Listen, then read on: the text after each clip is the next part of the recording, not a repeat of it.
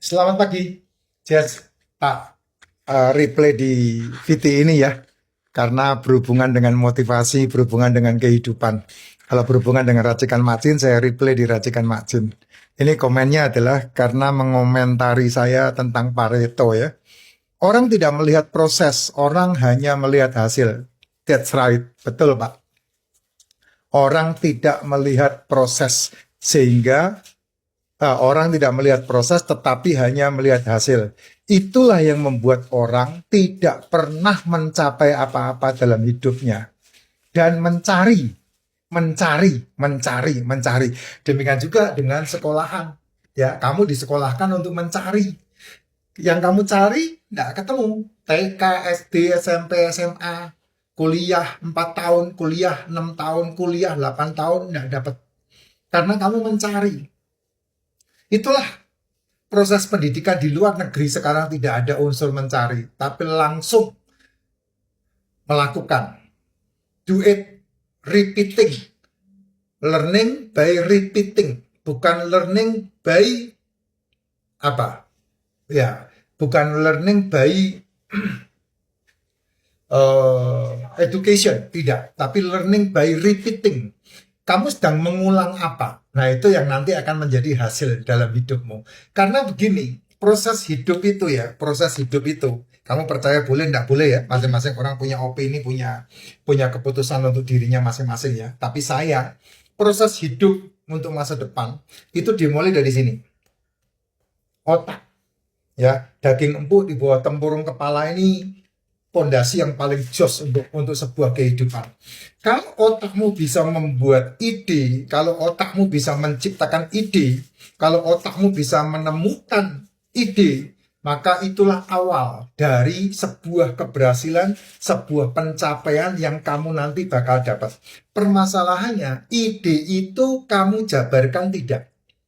Ide itu kamu breakdown tidak. Ide itu kamu tulis tidak. Ide itu kamu tentukan tidak langkah-langkahnya. Ya, karena ketika ide itu tidak kamu tentukan langkah-langkahnya, ide itu tidak kamu breakdown, maka itu hanya menjadi sebuah dream. Ya, dream di siang bolong orang bilang. Tapi kalau ide itu kamu tentukan langkah-langkahnya, kamu breakdown langkah-langkahnya, dan kamu kemudian membuat sebuah garis besarnya untuk kamu lakukan. Nah, kata ketiga ini loh, do it ini loh. Lakukan, lakukan, lakukan, lakukan, lakukan. Nah, ketika kamu membuat langkah kecil, melakukan step by step, melakukan step by step, melakukan step by step, kamu tidak pernah menyadarinya, karena waktulah yang bisa merebut semua kemenangan untuk dirimu. Waktulah dan konsistensi yang bisa mengambil uang yang ada di sekelilingmu. Nah, kalau kamu tidak melakukan itu, tidak bisa. Makanya dalam konten-konten saya selalu bilang repeating is learning. Repeating is learning. Nah, repeating yang kamu pelajari, maka itu akan menjadi sebuah kebiasaan baru dalam hidupmu, dan kebiasaan itulah yang menjadi suksesmu. Dan itu yang kita lihat di sekeliling kita. Thomas Alva Edison 709 kali melakukan kesalahan. Bukan melakukan kesalahan, kata Thomas Alva Edison. Dia sedang mencari penemuan yang benar dan sudah menemukan 709 kali yang salah. Demikian juga dengan apa yang dialami oleh yang namanya Kentucky Fried Chicken, Colonel Sanders. 1050 kali dia menemukan calon pembeli yang salah. Dan dia tidak berhenti di situ. Maka ketika dia menawarkan ke 1051 kalinya lah, dia menemukan pembeli yang benar. Nah, itu yang disebut repeating. Repeating dalam mencoba, repeating dalam menawarkan. Demikian juga dengan Ray Kroc. Ray Kroc itu bukan penemu McD, bukan. McD itu ada sendiri yang menemukan. Dia mengambil alih McD dan membuat McD bukan menjual burger, tapi McD sebagai sebuah realistik. Nah, itu Ray Kroc gitu. Ya, nah demikian juga dengan apa yang saya lakukan. Demikian juga dengan apa yang terjadi sama saya gitu. Saya mengulang mengulang, ini gagal, saya ulangi lagi. Tapi yang gagal saya tidak ulang lagi. Sampai saya menemukan cara yang benar ketika saya memperoleh kebenaran itu. Nah sekarang saya waktunya memperoleh itu. Berapa tahun Pak? Ya lama Pak. Saya tahun 88-89 pertama kali ke Jakarta. Merantau. Dengan satu celana, satu baju. Dan uang 10.000 di kantong saya. Jalan kaki dari Pulau Gadung sampai ke Grogol. Itu saya di drop sama om saya. Karena saya ngikut om saya ngernek. Untuk sampai ke Jakarta, saya dari kota Kudus ke Cirebon, ke Surabaya dulu. Untuk mendapatkan duit 10.000 itu.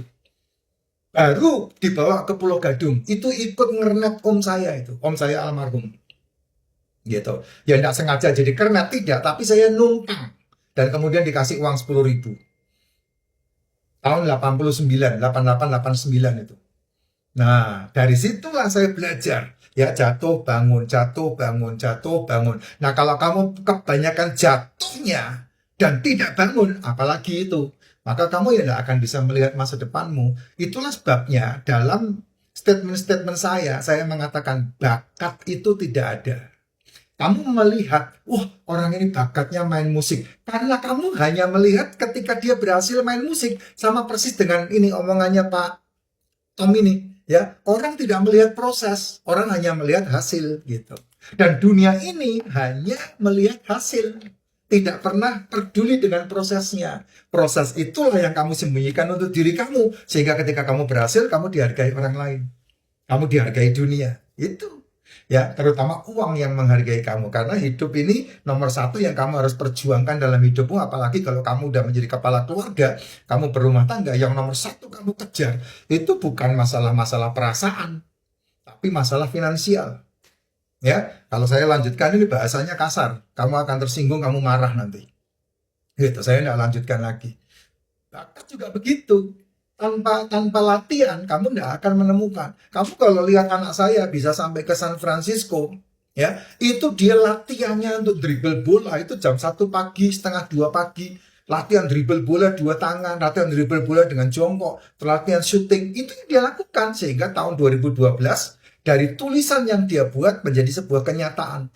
Dia sampai ke sana, main basket di San Francisco, di itu Sacramento itu stadion itu. Nah semuanya tergantung dari apa? Bagaimana kamu menempatkan dirimu melihat sesuatu yang besar di balik semua ketidakmungkinanmu, sehingga kamu ketika melatih melangkah ke sana, kamu menemukan hari ini saya bisa menikmati hasil dari kripto itu karena 2,5 tahun yang lalu saya memutuskan untuk saya yes I buy, saya membeli auto trade-nya. Makanya saya ajakin kamu untuk membeli auto trade dari sejak 2 tahun yang lalu. Kamu tidak mau, ya tidak masalah, itu kan keputusannya ada di kamu. Nah saya sudah memutuskan 2,5 tahun yang lalu, sehingga hari ini saya menikmati hasilnya, dan kemudian saya menjalankan bisnisnya, dan bisnisnya memberikan eksponensial sama saya, gitu. Ya, semua keputusannya ada di kamu, gitu. Kamu mau kagum dengan apa yang dihasilkan manusia di sekelilingmu, atau kamu mau kagum dengan proses yang kamu jalankan, itu keputusannya ada di kamu. Makanya bakat itu tidak ada. Yang ada adalah proses yang kamu harus pertanggungjawabkan kepada dirimu sendiri dan orang-orang di sekelilingmu. Kalau kamu bisa menyelesaikan prosesnya, menjalankan prosesnya, ya kamu menikmati hasilnya pasti.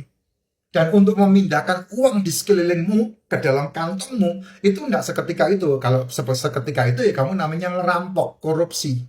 Tapi kalau kamu menjalankan prosesnya, ya waktulah yang akan membuat kamu berubah atau kamu dirubah. Itu waktu. Makanya ada statement yang suka mengudara. Apa itu? Wait and see, time is change. Tunggu dan lihat, waktu akan merubah. Ini orang jadi apa? Makanya jangan pernah peduli dengan apa yang terjadi sekarang, tapi lihatlah pada akhirnya. Contoh yang paling gampang adalah yang terjadi di sekelilingmu. Ya, tentang politik umpamanya, nggak usah peduli dengan pembenci-pembenci. Kamu udah lihat dengan mata kepalamu, pembenci semuanya jadi mayat, jadi bangke, satu persatu mati dengan sendirinya. Ini sebentar lagi nyusul, ada Roy, ada Tifa, ada Rismon, ada siapa lagi itu sebentar lagi akan menyusul itu, gitu. Nah kamu sudah melihat itu, tapi kamu kan nggak mau percaya. Nah alam semesta ini punya hukum, tinggal kamu mau nggak masuk dalam hukumnya, atau kamu mau menentang hukumnya. Karena hukum tidak bisa diintervensi. Nah, itu dia yang mengambil keputusan dirimu sendiri. Ya.